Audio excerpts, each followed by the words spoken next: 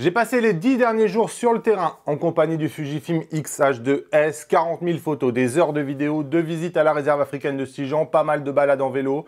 J'ai été aussi dans des environnements complexes comme le cirque ou les concerts. Je l'ai amené en Camargue voir les oiseaux et des chevaux lancés au galop.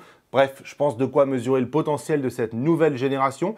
Ces vidéos, elles ont été possibles grâce à Fujifilm France qui pour la première fois m'a proposé un prêt dès l'annonce, sans aucune condition, un prêt assez long, donc franchement, belle surprise, un énorme merci à eux. J'aime, vous le savez, commencer les vidéos par parler des déceptions. L'ergonomie, pour moi, en est une.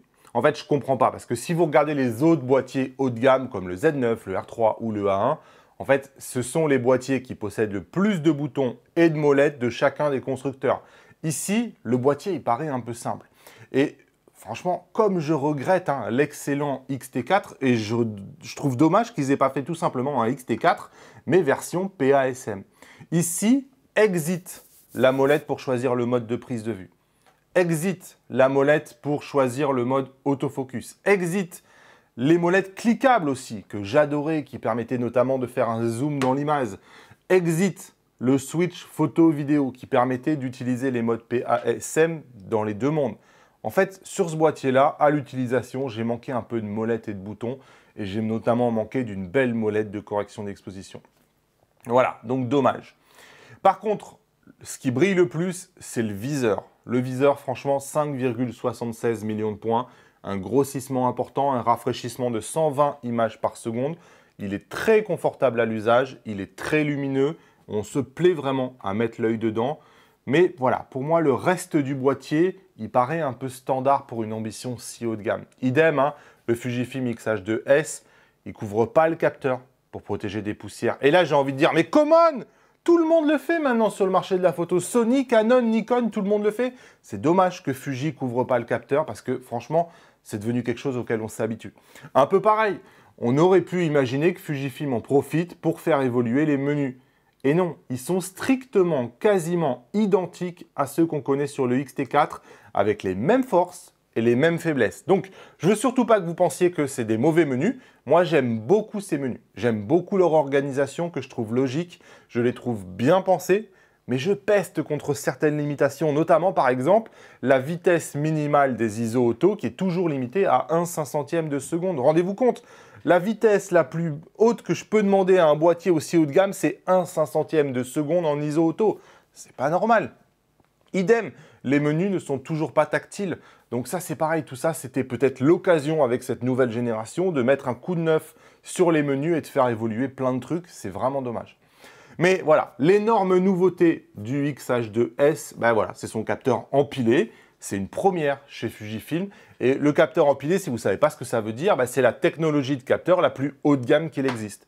Et en fait, elle va vous offrir un gros avantage, c'est une rafale très rapide, un rolling shutter vraiment minimum, et c'est-à-dire en fait le rolling shutter minimum que généralement on n'utilise pas trop l'obturateur électronique parce que vous allez avoir des déformations en fait. Ici c'est pas le cas. Ça fait partie des boîtiers que vous pouvez utiliser tout le temps en obturateur électronique sans craindre d'avoir des problèmes d'éclairage, d'avoir des problèmes de déformation. Donc ça fait rentrer Fujifilm dans cette catégorie-là. Et franchement, il n'y a pas beaucoup de boîtiers qui sont dans cette catégorie-là. D'autant plus que le viseur profite du capteur empilé parce qu'on a un super viseur qui est très confortable, mais en plus, on a une visée qui est confortable grâce à un grand rafraîchissement et surtout sans voile noire. C'est-à-dire que lorsque vous suivez le sujet, ça vous donne en fait la même sensation qu'un viseur de réflexe où vous pouvez suivre votre sujet sans jamais être perturbé. Ici, c'est le cas. Alors, si Fujifilm a peu fait évoluer la forme du boîtier et les menus, ils ont bossé à fond sur l'autofocus et là, pour cette partie-là, je trouve que c'est assez réussi. Alors, je vous ai fait une vidéo de plus de 40 minutes pour regarder en détail comment fonctionne l'autofocus et ses performances, ses forces et ses faiblesses. Donc, allez la voir si vous ne l'avez pas déjà vu. Je vais vous faire un petit résumé ici. En photo, moi, je trouve que Fujifilm a quand même vraiment tordu le cou à ses anciens démons. C'est quasi le jour et la nuit entre un XT4 et un X-H2S. Le seul regret, en définitive, c'est la non-évolution de l'interface et des menus, et notamment, du coup, la manière de choisir la taille du collimateur et de savoir si le collimateur peut être suivi ou non. Moi, en fait, j'aurais aimé avoir du suivi, quel que soit le type de collimateur choisi. L'essentiel, c'est qu'on a maintenant une détection des sujets. Donc, on a les humains, les animaux, les oiseaux, les vélos, les véhicules. Et franchement, ça marche extrêmement bien, d'une manière ultra rapide et fiable. Et le dernier capteur empilé que j'ai testé, c'était l'Olympus OM1. C'était frénétique, ça passait d'un sujet à un autre, c'était un peu n'importe quoi. Ici, ce n'est pas le cas. Ici, vous avez vraiment quasiment ce qui se fait de mieux sur le marché. C'est-à-dire que ça va vous détecter des sujets même ultra loin. Par exemple, ça met à l'amende, vous mettez un Sony ou un Canon sur un sujet qui est hyper distant. Le Fujifilm va le trouver, le Sony ou le Canon ne le trouvera pas. Donc, il est très très fort dans la détection. Et je trouve aussi que il a un peu ce même mécanisme qu'avait introduit Sony dans le A7 III, qu'ils avaient appelé le real-time tracking, c'est-à-dire qu'il va passer naturellement de la détection de l'œil à « j'ai perdu l'œil, je prends le visage ». Et même si j'ai perdu le visage, je vais passer au tracking d'une forme. Et en fait, tout cet enchaînement-là est fluide et ça permet au boîtier de ne jamais être perdu et de toujours conserver sa cible. Et à ce niveau-là, je trouve en termes de détection, Fujifilm offre quelque chose qui est parfaitement comparable avec ce que fait Sony, Canon ou Nikon. Il n'y a vraiment rien à leur envier. Idem, le suivi d'un sujet détecté, je trouve, se fait de manière assez fiable. C'est fluide, ça marche bien. La mise au point, moi j'ai estimé qu'elle fonctionnait. Alors, elle a toujours quelques loupés.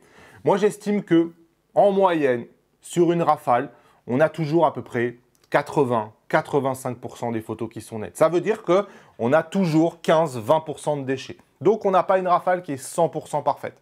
L'avantage, c'est qu'on est quand même sur un boîtier qui va produire 40 photos chaque seconde.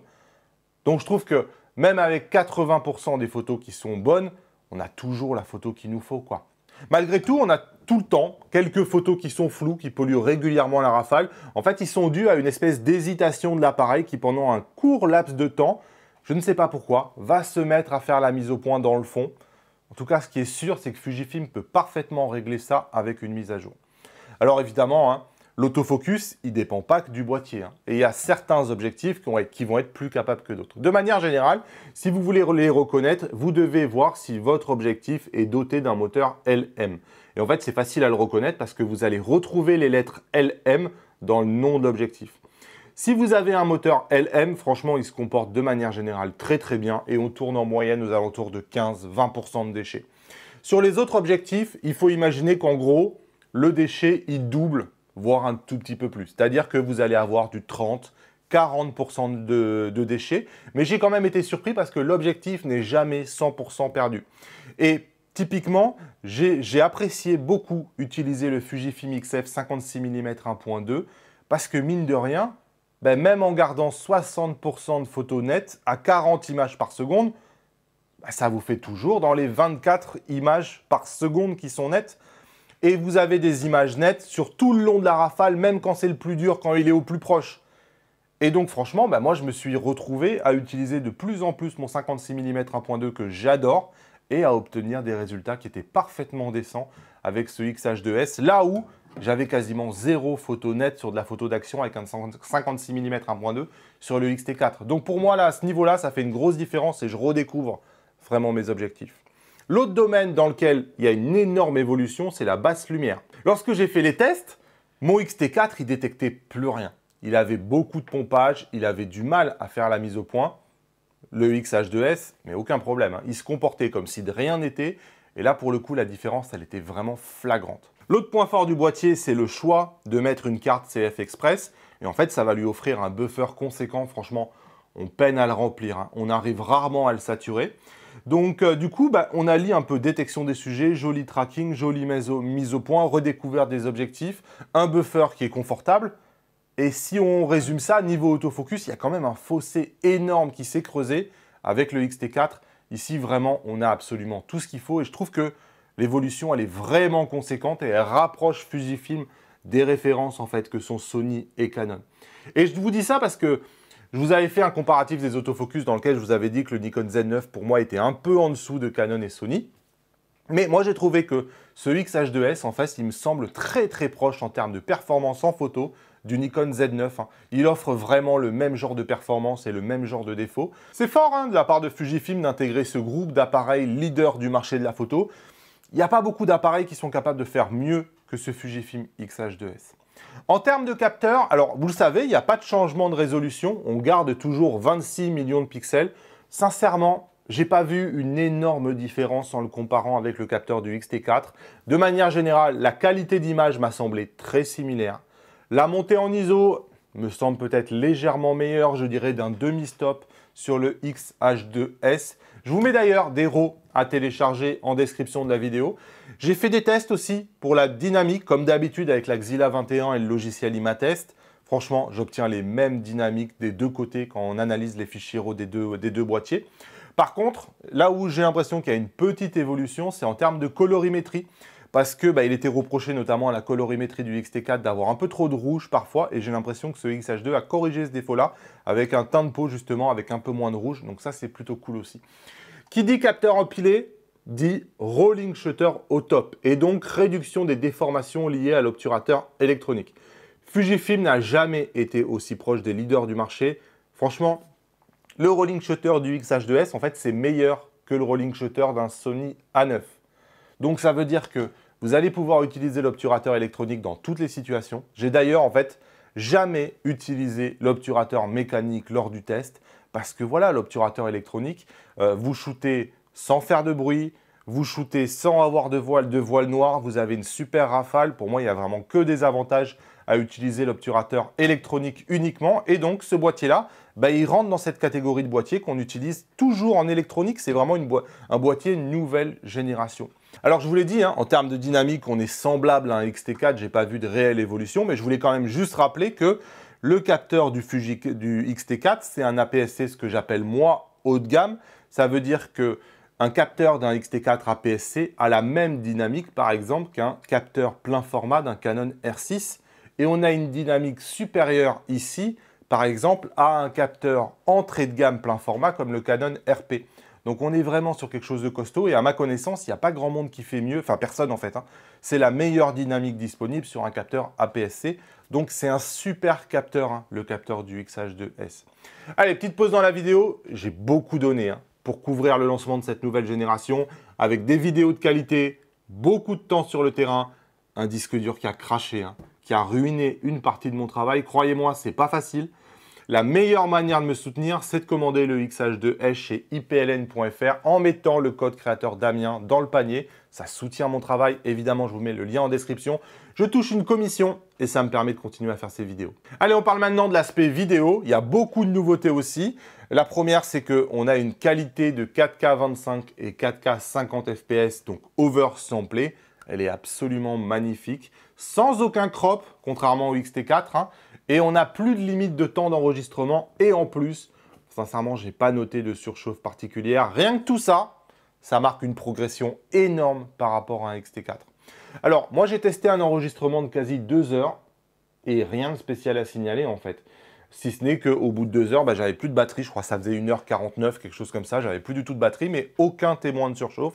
Vraiment, rien à signaler. On a en plus de la 4K 120 fps. Alors certes, en interne, c'est du 420 8 bits ou en externe du 422 10 bits. On a une qualité sur la 4K 120 fps qui est légèrement inférieure à la 4K 50 ou la 4K 25, mais ça reste très propre quand même.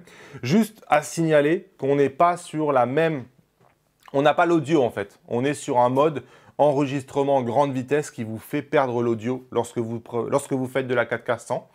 On a un menu vidéo qui est quand même très semblable à celui du X-T4. C'est juste que Fujifilm a rajouté un nouvel écran qui permet de tout configurer plus facilement. Ça, il était plutôt le bienvenu. Donc dans cet écran-là, on va retrouver le H264, le H265, le Longop, le All Intra. Et on a maintenant le ProRes RAW en version HQ, 422 et même LT. Donc franchement, tout est très configurable. Tout ça, c'est évidemment en interne. Et au niveau des bitrates, on monte très très haut avec notamment des bitrates à 120 Mbps. Donc tout ça, ça a toujours été un avantage de Fuji et ça continue. C'est un boîtier qui est assez monstrueux en termes de codec et de possibilités vidéo. Et en fait, on est quasiment le meilleur du marché quand on réunit toutes ces combinaisons-là. Idem, évidemment, il profite du capteur empilé. Et donc, vous avez un rolling shutter en 4K 25, en 4K 50 et en 4K 100, qui est en fait ce qui se fait de mieux sur le marché. C'est vraiment là pour le coup à l'égal des meilleurs du marché. Ça permet d'avoir des plans sans jamais se soucier des déformations ou de conditions d'éclairage difficiles. Donc ouais, plutôt appréciable. L'autre nouveauté qu'a introduit le X-H2S, c'est le F-Log 2, parce que je vous disais, en termes de dynamique, c'est kiff-kiff par rapport à X-T4, mais grâce au F-Log 2, bah en fait, il vous apporte plus d'un stop de dynamique supplémentaire. C'est vraiment costaud. Là, pour le coup, je vais vous laisser aller voir la vidéo de Gérald Dundon qui a détaillé ça dans son test. Mais en fait, on est quasiment à la dynamique d'une caméra ciné. C'est très, très fort. Et finalement, son seul défaut à ce F-Log 2, c'est son ISO de base qui est à 1250, qui va nécessiter l'utilisation de filtres ND assez forts. Niveau autofocus en vidéo, bah, on profite aussi de la détection des sujets. Par contre, là, c'est quand même la soupe à la grimace, hein. Il n'y a toujours pas de tracking en vidéo. Là, pour moi, c'est peut-être la plus grosse déception de ce boîtier. Une incompréhension totale, hein, car quand on voit les performances offertes en photo, mais pourquoi pas mettre le tracking en vidéo? Là, vraiment, je ne comprends pas. En tout cas, sans nul doute, l'autofocus, il est largement meilleur à celui d'un X-T4. On a une perte de mise au point qui sont devenues vraiment rares. On a une vitesse de mise au point qui est largement meilleure.